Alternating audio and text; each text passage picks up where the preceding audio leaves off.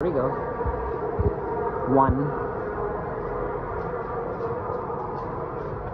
Yes, there's the part that is formally modded to Hyundai.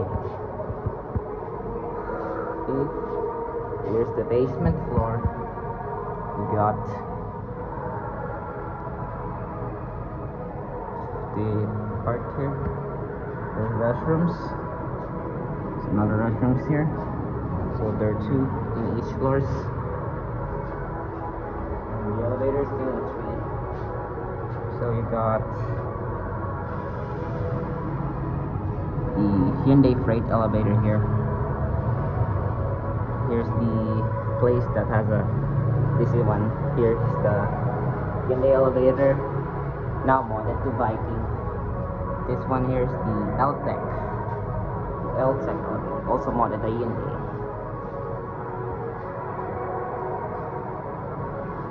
This is Viking, so it doesn't have the castle feature. Viking, but in SM Das Marinas, all of the Hyundais are modded to Viking P. There you go. 3.